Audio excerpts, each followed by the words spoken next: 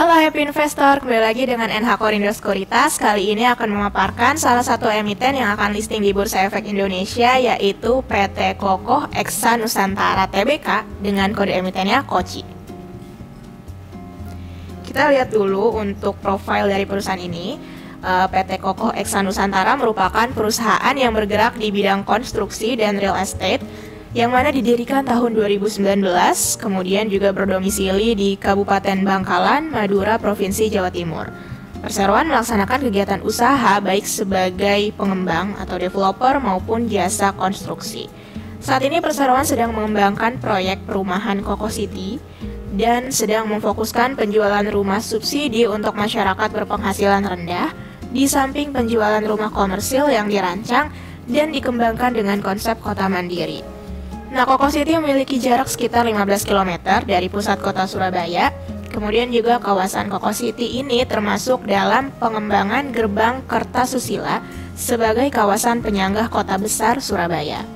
Perseroan memperoleh dukungan teknologi pembuatan dinding rumah yang sudah dipatenkan oleh salah satu pemegang saham Perseroan, yaitu PT Kokoh Anugrah Nusantara yang telah berpengalaman dalam industri real estate dan properti serta konstruksi sejak tahun 2015.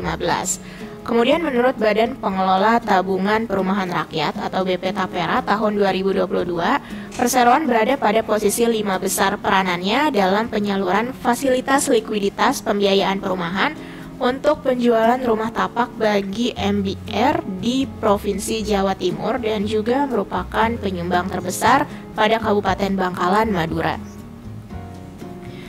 Kemudian, ini bisa dilihat kegiatan dari perusahaan ini sendiri.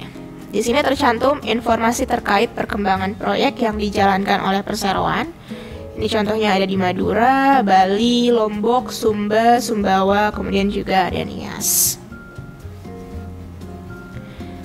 Kemudian, untuk struktur IPO, jumlah saham yang ditawarkan ini sebanyak 450 juta lembar, dengan persentase IPO-nya 10,19% dari modal ditempatkan dan disetor penuh setelah penawaran umum. Nilai nominal Rp10 per lembar dengan harga pelaksanaannya yaitu Rp120 hingga Rp160 per lembar. Adapun nilai IPO yang akan didapat maksimal Rp72 miliar. Kemudian penjamin emisi kali ini yaitu PT Panca Global Sekuritas. Kemudian selain saham, emiten ini juga mengeluarkan waran sebanyak 450 juta lembar dengan persentase 9,25% dari modal ditempatkan dan disetor penuh setelah penawaran umum. Nilai nominalnya yaitu Rp10 per lembar, harga pelaksanaan belum ditentukan dan rasionya yaitu 1:1. Kemudian jadwal IPO, masa penawaran awal yaitu 7 hingga 12 September. Tanggal efektif 25 September, masa penawaran umumnya 27 September hingga 4 Oktober, tanggal pencatahan di 5 Oktober, tanggal distribusi sahamnya 9 Oktober, tanggal pencatatan di Bursa Efek Indonesia yaitu 10 Oktober. Kemudian dana hasil IPO akan digunakan secara rinci 61% sebagai capex atau belanja modal untuk pelunasan pembelian tanah seluas 25,53 hektar. Kemudian 39% ya ini digunakan sebagai modal kerja dalam rangka mendukung Perseroan dalam menjalankan kegiatan usahanya, diantaranya namun tidak terbatas pada biaya pengerjaan cut and fill, pembelian bahan material bangunan, serta untuk biaya operasional lainnya. Kemudian untuk keunggulan kompetitif yang dimiliki oleh Perseroan antara lain Perseroan menggunakan teknologi yang dimiliki oleh induk Perseroan yang mana telah memiliki hak paten, kemudian memiliki kualitas rumah kelas dunia, posisi yang strategis dan dekat dengan Surabaya, serta kualitas jasa konstruksi yang baik.